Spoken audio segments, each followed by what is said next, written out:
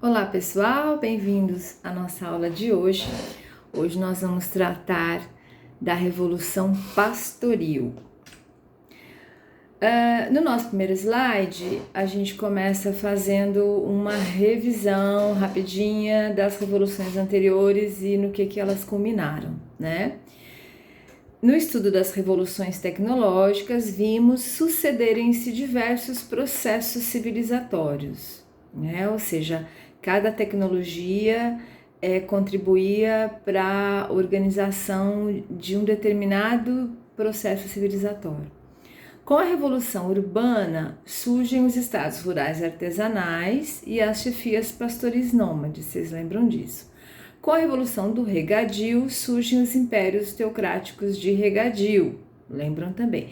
E com a Revolução Metalúrgica, os impérios mercantis escravistas. Muito bem. Acontece que no curso, né, de cada processo, o que ele vai dizer aqui é que esses processos civilizatórios eles vão sendo desenvolvidos e aí eles vão sendo invadidos, aculturados, dali uma civilização surge e ali mesmo com o tempo, né? Ela entra em declínio, aí ali um outro povo ressurge daquela mesma civilização e vai se reorganizando, mas com base naquela estrutura anterior, percebem? Então não existe uma grande mudança, né? As coisas ficam meio que girando nesses círculos, né? Das invasões, do declínio desses impérios, e aí se constitui naquela organização feudal que nós estudamos, né? Depois, dali brota ou vem uma outra invasão, né? Que vai aproveitar aquelas tecnologias, aquele modo de vida daquele lugar e vai se reerguer, mas dentro dessa mesma estrutura, né? Então vamos só terminar de ler aqui.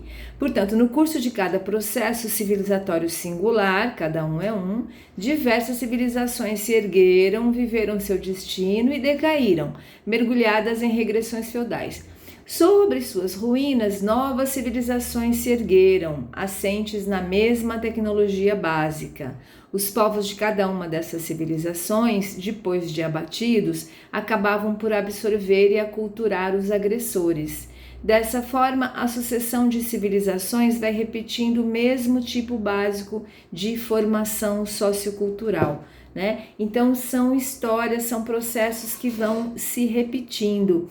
Inclusive, nos impérios mercantis escravistas, nós vimos a invasão das chefias pastoris nômades, mas que elas invadem, tomam aquelas civilizações e elas vão se deixando aculturar, ou seja, elas vão tomando a forma daquela cultura de onde elas chegaram, né? Tanto que eles eram guerreiros, nômades e acabam se tornando ali chefes, donos de terra e vão se sedentarizando também. Então é isso que ele está falando aqui, que até aqui nesse curso da história nós temos essas populações que vão invadindo outras e que vão se aculturando, vão tomando a forma daquele processo civilizatório anterior.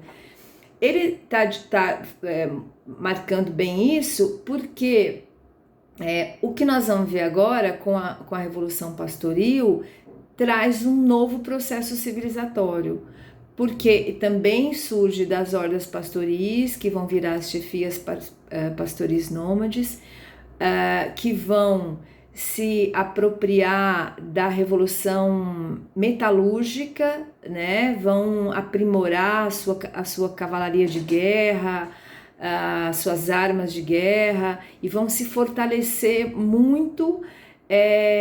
Então, juntando, né, a tecnologia de adestramento de animais que eles têm com a tecnologia do uso do ferro forjado, e vão se fortalecer muito a partir disso, com um elemento a mais, o elemento religioso, né? E aí é que nós vamos ver onde é que o islamismo entra nessa história, ok? Então vamos seguindo aqui. Portanto, a Revolução Pastoril. Então, só no corpo de um novo processo civilizatório, fundado numa nova revolução tecnológica, se torna possível o advento de um outro tipo de civilização, né? Representativo de uma nova etapa da evolução humana e de uma nova formação sociocultural. Porque nós estamos pegando, né, elementos que são muito diferentes.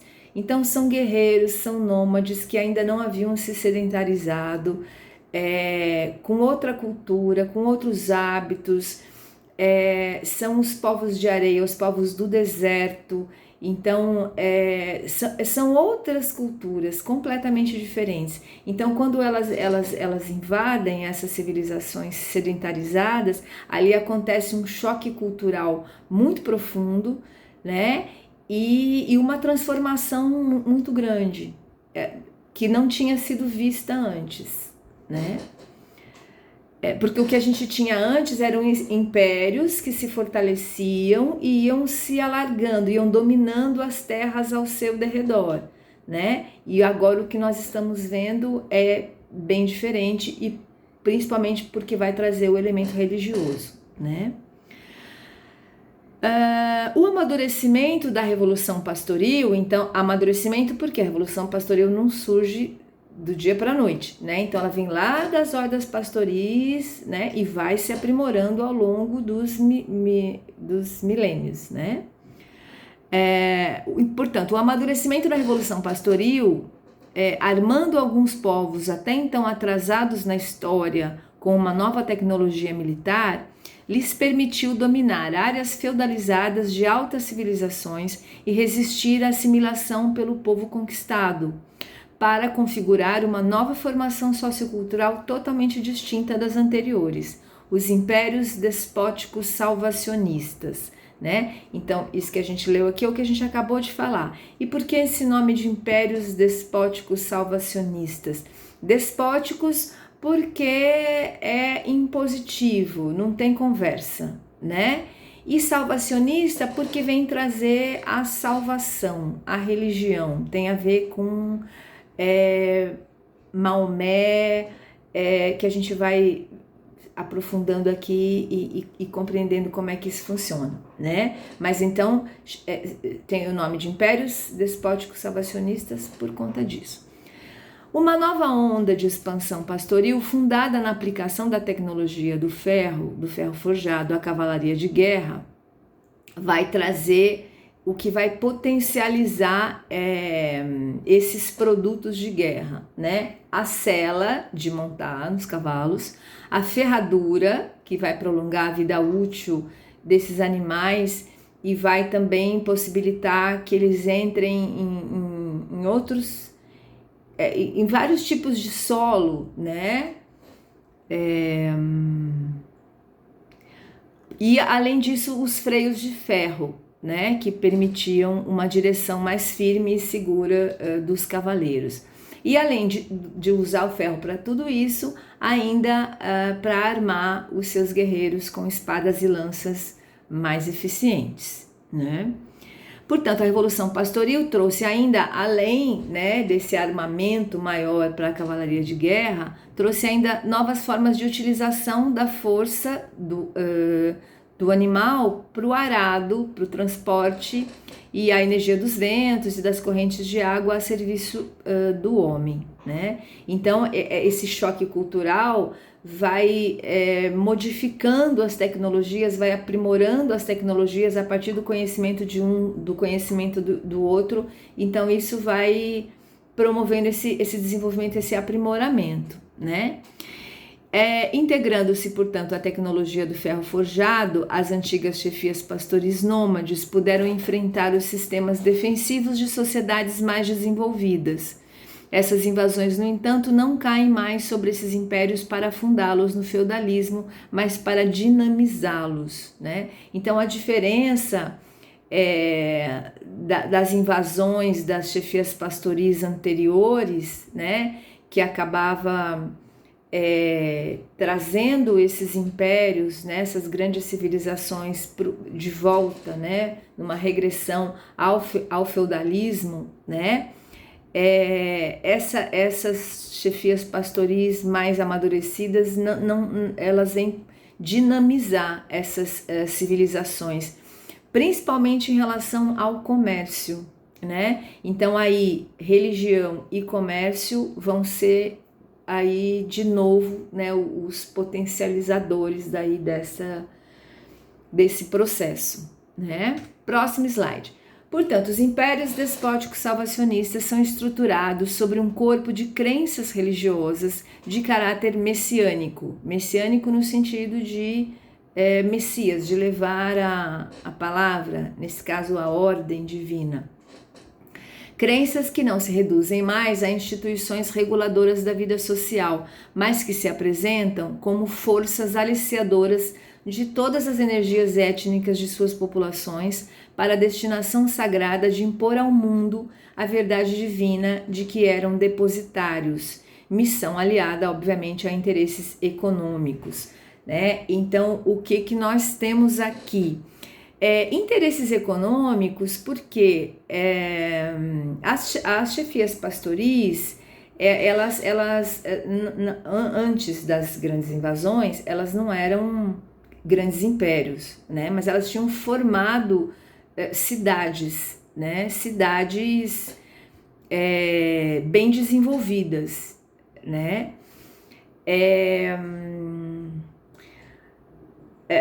Portanto, a gente já viu isso, quanto mais a população dessas cidades vai crescendo, mais existe a necessidade de se invadir outros territórios, né? Principalmente para a produção de comida, né? Então, aliado a isso, então aqui eram dois interesses, né? Ampliar os seus territórios para ampliar essa produção, né? E também para impor essas verdades sagradas, né? Que agora não são mais como a gente via antes, então essas crenças não têm mais o sentido de regular a vida social, de dizer para a pessoa o que ela pode, o que ela não pode fazer, como é que ela tem que casar, como é que ela tem que, enfim, como é que ela tem que levar a vida dela. Não é mais simples assim, né? São verdades divinas impostas, que por isso despótico, né? A gente vai ver isso um pouco mais para frente. Tá aqui no próximo trecho, daí a gente comenta. A tecnologia nova de cavalaria de guerra, aliada a esta armadura ideológica, os transformaria de simples saqueadores em guerreiros invencíveis e em reformadores encandecidos de fúria sagrada. O inimigo deixa de ser objeto de saque para ser tido como ímpio. Então, até então, o que nós tínhamos das hordas pastoris, das chefias pastoris, eram ataques a essas civilizações, às cidades mais desenvolvidas, para pegar comida, pegar os animais, pegar pessoas, escravizar, pegar o que eles tinham de precioso, obras de arte, minérios, produtos de ouro, enfim, né? Então, este era o objetivo, né, dessas chefias pastoris, eram saquear essas cidades e ficar com as coisas. Agora, existe mais um interesse, né, que não é nem converter esse ímpio, né, vem de impiedade. Esse ímpio é o que não acredita em Deus, ou que acredita em vários deuses, ou que não segue uma vida nos moldes que Deus gostaria, né? Então esse é o chamado ímpio, né? Então a intenção é varrer o ímpio, né? Se ele se converte, ótimo, se não, corta ele, né? Porque a ideia é impor essa verdade sagrada que foi descoberta, né? Descoberta por quem, né? Depois é importante que vocês vão procurar um pouco mais sobre isso, mas o islamismo ele vai ter a sua raiz, né, se formar a partir de Maomé. Isso lá no século V, então 500 e pouco já da era cristã, né? Então, Maomé era um mercador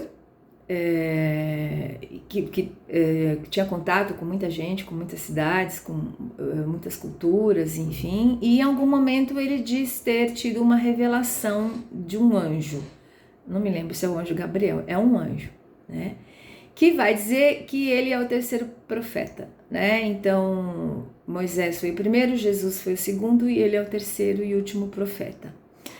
E a partir daí ele vai pregando isso em Meca, que era a cidade onde ele nasceu, se eu não me engano. Acho que era, não me lembro. E ele vai pregando e vai convencendo as pessoas, convertendo as pessoas.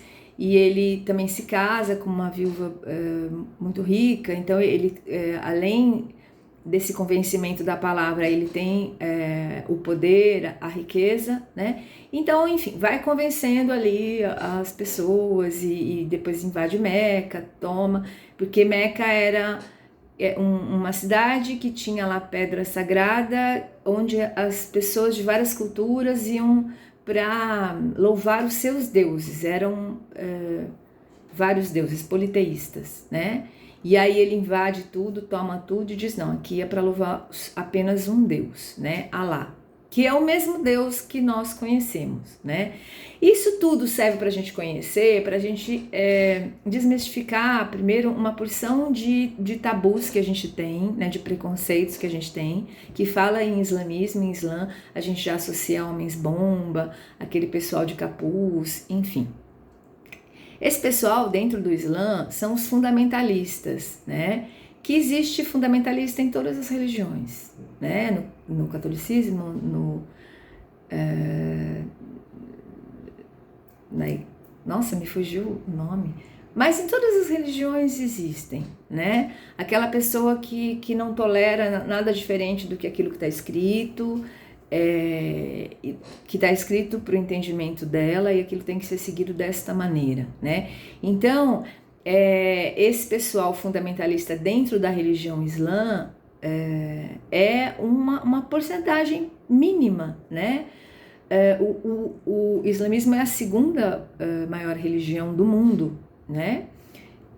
Portanto, ele está espalhado pelo mundo inteiro e a gente precisa romper, enfim, com esses preconceitos, né? Porque eles têm lá o Alcorão, eles têm lá as crenças deles, que não é nada de fazer mal para ninguém, então a gente precisa conhecer para poder tirar isso, né?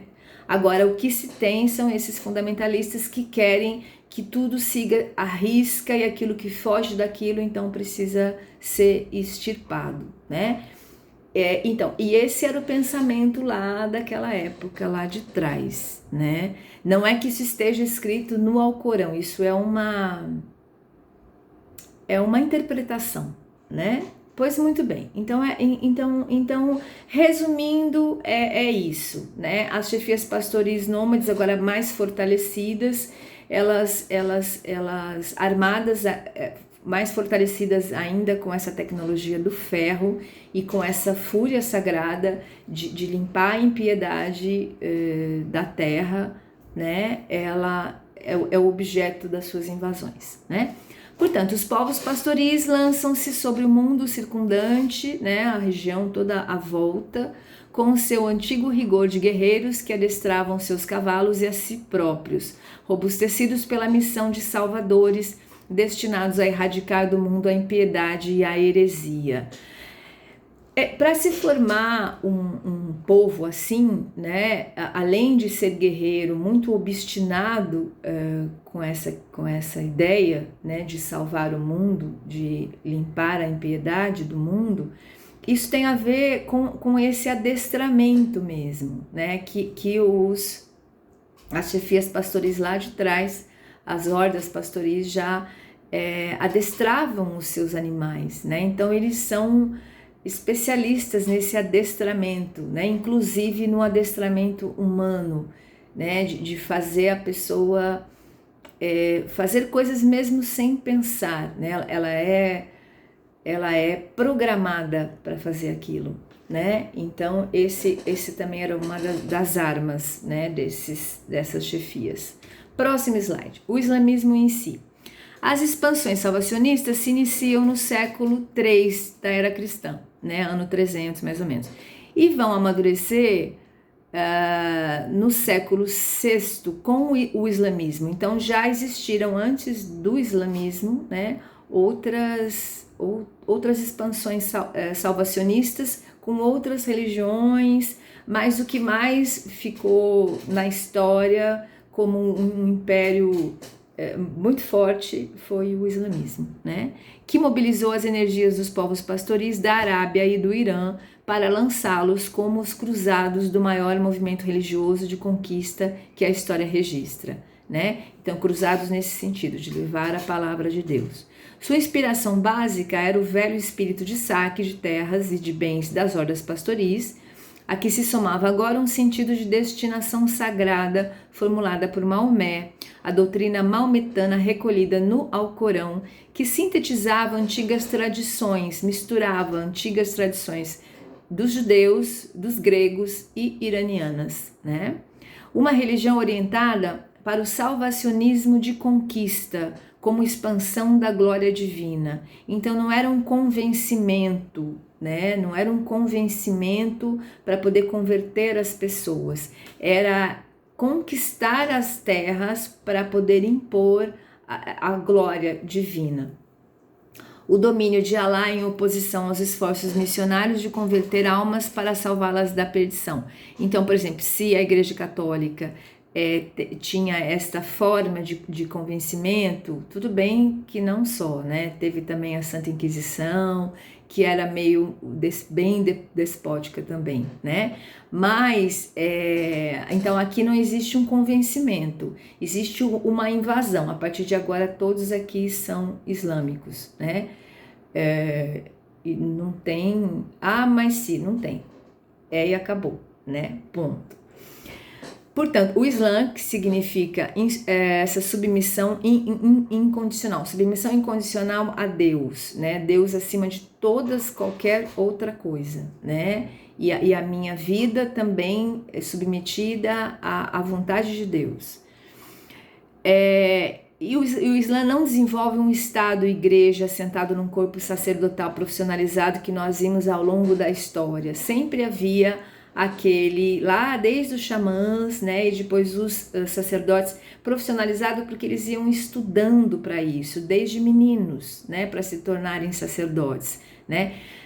O Islã não tem essa estrutura de Estado e igreja, né, de Estado e igreja separado. Na verdade, o poder é religioso e é político, e além disso, cada pessoa é como se fosse um sacerdote, né? Mas não nesse sentido mesmo de sacerdote, mas cada pessoa é responsável por levar a palavra de Deus, por dominar aqueles que são ímpios, por apagar essa impiedade da terra. Então, cada um dos integrantes é responsável por isso, e essa formação, esse adestramento deles é nesse sentido, né? Portanto, não existe uma igreja, todos são responsáveis, né? Estrutura-se então pela fusão numa mesma unidade do sistema político e do religioso. Se lá atrás a gente viu os reis e os sacerdotes unidos, né, para organizar aquela sociedade, agora não, a gente tem tudo num só, né? Que são os sultões, e os califas, né? que representam esse sistema político e religioso juntos. Através da atribuição de cada homem válido de uma destinação de cruzado subjugador de povos infiéis, de colonizador das áreas conquistadas e de braço divinal impositor da submissão a Alá. E a capacidade de resistir à amalgamação cultural, porque se lá atrás a gente viu que as chefias pastoris nômades anteriores, elas foram aculturadas, né? Elas se tomaram a forma daquelas sociedades que elas tinham invadido. Aqui não, existe essa amalgamação, né, cultural. O islamismo consegue resistir a isso porque eles são uma etnia muito forte, justamente por conta dessa questão religiosa, guerreira, religiosa. Eles têm esse idealismo e eles não vão misturar essa cultura, né? Eles resistem nesse sentido, né? E aqui no próximo slide a gente tem dois mapas aqui. O primeiro vai mostrar por onde passou, da onde começa, nessas setinhas, de onde começa então a se espalhar esse Império Islâmico, né, essa expansão islâmica, e quais são as regiões que ela abrange, né? E embaixo é o mesmo mapa, só que ali mostrando como é que era esse império, então, no século VIII, né? E na relação do comércio, que produtos eles comercializavam, com quem, para onde.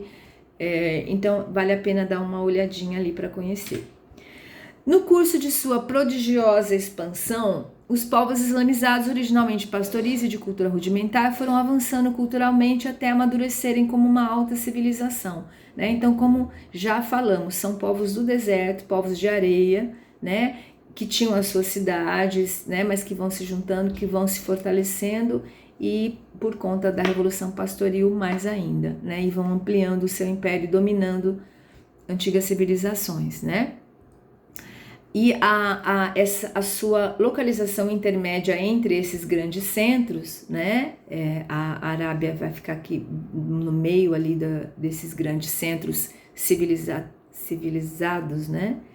Das grandes civilizações. Então isso facilita o acesso, né? Tanto o acesso às suas tecnologias e depois a transformar esse próprio patrimônio cultural dessas civilizações. E depois civilizadores do Oriente e do Ocidente, como nós vimos ali o Império se expandindo no mapa anterior. Seus mecanismos essenciais de expansão e aculturação compulsória foram a conquista e a dominação despótica, a colonização escravista, a doutrinação religiosa e a miscigenação racial, né? Atuaram eliminando os estratos dominantes, né? Então invadia as sociedades, as civilizações, tomava quem dominava, né? O poder, os sacerdotes, os reis, enfim, e assumia ali com o seu grupo político, né? Portanto, atuaram eliminando os estratos dominantes e sua substituição por uma nova camada de caráter burocrático, que eram os guerreiros, né, que eram responsáveis por controlar e explorar todas as áreas, né, essa expansão, e os funcionários para o exercício da dominação político-militar e das funções administrativas de organização econômica e de arrecadação de rendas. Então, o que nós vamos ver aqui é que existe uma estrutura burocrática muito fortalecida, né? Muito bem formada e muito bem adestrada também. Por isso eles podiam contar com guerreiros invencíveis e com funcionários muito eficientes, né? Porque essas pessoas também eram treinadas desde crianças, né? No próximo trecho fala disso.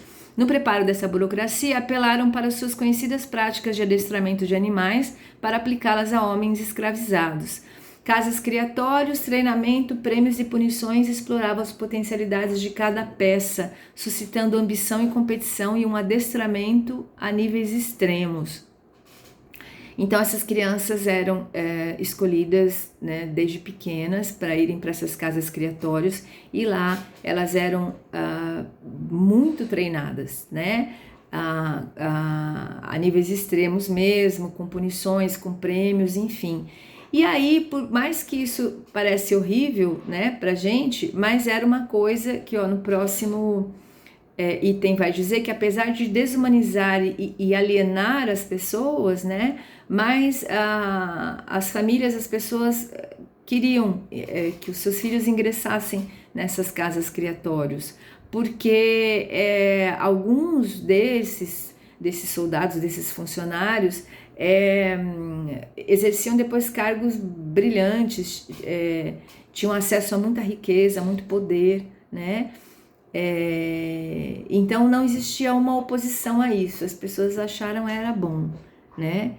Por esse processo obtinha-se escravos super especializados para o exercício de funções de eunucos, que são os guardiões dos haréns, né? Artesãos, conselheiros políticos, sábios e altos funcionários capacitados a atuar como fiéis exatores, né, os cobradores do seu sultão, né, que podiam chegar a exercer funções de grão-vizires, né, que abaixo do sultão é o grão-vizir, né, um cargo político importantíssimo. Então vocês vejam, até um escravo podia chegar a ser um grão-vizir, né? Então esse também foi um dos elementos que fez com que esses impérios permanecessem por tanto tempo, né? Que apesar dessa escravização, mas as pessoas ali dentro tinham condições de disputar cargos, de conseguir riquezas, poder, mesmo sendo escravos. Olha ali, ele não vai abandonar. Apesar de alcançarem níveis elevados de poder e riqueza, permaneciam presos ao seu estatuto de escravos. Esse estatuto ele não perdia, mas ele tinha acesso aí a uma vida boa. Próximo slide. Esses corpos de agentes super especializados da dominação islâmica permitiram manter por séculos o seu poder. Após a conquista e o saque, o que se fazia? Cumpria e organizar as novas possessões, né? Então, tira os mandos anteriores, coloca os mandos atuais, o povo dele, para administrar. Civilizar a gente, inclusive os seus próprios soldados e os descendentes dos soldados.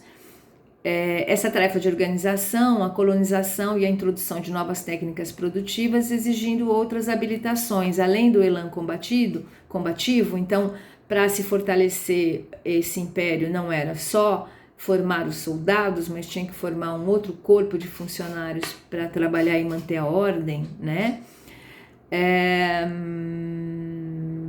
Impuseram então a criação e o aperfeiçoamento de instituições educacionais que foram criadas a partir da tradição irânica e daquelas casas criatórios, né, que eram treinamento, né? Novos esforços de revitalização salvacionista tiveram lugar entre o século X e o século XIII com o movimento das cruzadas. Esse é um movimento católico, vocês já devem ter ouvido falar, né, dos cruzados, das cruzadas. Não lembro quantas cruzadas foram bastante cruzadas, mas o que o autor vai dizer aqui é que, assim, essas cruzadas católicas, elas não tinham o mesmo efeito das cruzadas islâmicas, né, dessa expansão salvacionista, porque elas tinham interesses mais econômicos do que religiosos. Olha lá. Então, né, como o movimento das cruzadas, impulsionado, segundo o autor, mais pela ambição e conquista e enriquecimento dos senhores feudais franceses e da burguesia nascente italiana do que pelo elan salvacionista. Então, tinha mais interesses econômicos do que religiosos, né? Mais tarde, portanto, essas cruzadas se organizam de uma forma melhor, porque essas cruzadas no começo eram um monte de camponeses, pessoas da burguesia que iam juntando o que tinha e iam em direção à Terra Santa, né? A Jerusalém, que já tinha sido tomada pelo islamismo, né?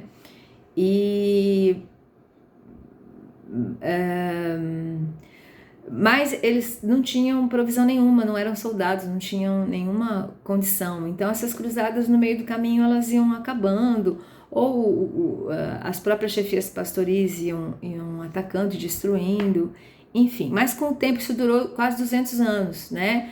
Cada época se unia outra cruzada em nome da igreja para ir tomar a Terra Santa, né? Mas nunca que... Aliás, entre as cruzadas, uma hora eles conseguiam derrotar e dominar, então, Jerusalém. Depois, numa outra cruzada, depois de um tempo, os muçulmanos invadiam de novo e depois tomavam de novo. E aí isso durou bastante tempo, né? Mais tarde, as cruzadas se organizam como empreendimento guerreiro mercantil mais disciplinado e eficaz, com o objetivo de conquistar, então, antigos domínios muçulmanos que reagiram liquidando prontamente as colônias militares implantadas no Oriente, né? Então, as cruzadas vão tentar reconquistar ou conquistar, né? Espaços, sociedades do Oriente que já eram do domínio dos muçulmanos, né? E não conseguem, porque os muçulmanos realmente, as chefias pastoris, os guerreiros eram realmente muito mais fortes, muito mais bem armados, né? Como se mantiveram esses impérios durante o tempo que mantiveram, que foi bastante tempo, né? Inclusive no nosso mapinha vocês têm lá, né? Em 1453, a tomada de Constantinopla, que é o amadurecimento das características despóticos salvacionistas, né? Então é esse império islâmico muçulmano que vai então invadindo e vai tomando então em 1453, que marca, né, o fim da Idade Média, o início da Idade Moderna. Então foram quando os turcos, né, vão invadir Constantinopla. Mas como é que se mantiveram tanto tempo, né? Em todas as áreas de dominação implantou-se uma mesma ordenação básica, né? Então sempre que se chegava numa civilização para organizar, né? Então, primeiro a concessão do usufruto vitalício da terra aos vencedores das guerras de conquista, né? Então, aqueles que conseguiram entrar, invadir aquelas cidades, tomar tudo aquilo, tirar os chefes do poder, a eles eram concedidas terras que não eram deles, mas eles tinham esse uso vitalício enquanto, obviamente, enquanto vivesse, né? E também para esses guerreiros, né, que tomaram esse lugar, também era dada a função de exatores, né, dos cobradores de impostos imperiais sobre a terra e as pessoas, né, sobre os escravos. Então também a esses guerreiros, né? Então era dada essas funções e aí todo mundo ficava muito feliz e aí ia trabalhar e ia manter aquela população na rédea curta, né? Outra questão foi a adoção do escravismo e da servidão, né? O escravismo tanto individual como o escravismo do Estado, né? E a servidão que novamente vinculava o camponês à gleba, né? Então ele tinha aquele pedaço de terra para ele viver, trabalhar e pagar os impostos, né? Ativação do comércio externo livre, né? As chefias pastoris já lidavam bastante com essa questão do comércio, então o comércio vai se fortalecer tanto que nós vamos chegar depois na próxima aula na Revolução Mercantil, né? Mas então a partir também daí, desse fortalecimento do comércio. O artesanato como produtor de artigos de luxo, de armas de guerra, né? Então ali lá que não são mais chamados de ergastériums, né? Mas aquelas oficinas que vão produzindo artigos, né? Empresas monopolísticas oficiais, né? Empresas do próprio império, que, enfim, desenvolviam fortaleciam cada vez mais esse império, né? Essas empresas. E vasto sistema cartorial de recenseamento e controle da população e arrecadação de impostos, né? Então tinha bastante gente também para fazer isso, para controlar essa população, para arrecadar esses tributos. Então esses impérios conseguiram, a partir dessa organização burocrática, se manter bastante tempo. E por que declinaram, né? Que é o nosso último slide. O de sempre, né? As disputas internas entre os sultanatos e as chefias de diferentes origens étnicas, né? Então, essas disputas políticas sempre aconteceram e elas vão enfraquecendo essas civilizações, esses impérios. O revigoramento do poder local dos proprietários rurais, conforme essas disputas vão se acirrando, vai se enfraquecendo esse poder central e vai se revigorando os proprietários, né, dos feudos, né, então em prejuízo desse poder central. Então esse poder volta à mão dos senhores feudais. E à medida que acentuavam-se essas forças dissociativas, né, debilitava-se também o elan salvacionista. Então, a coisa vai ruindo devagar, né? E aí vai se... como é que fala?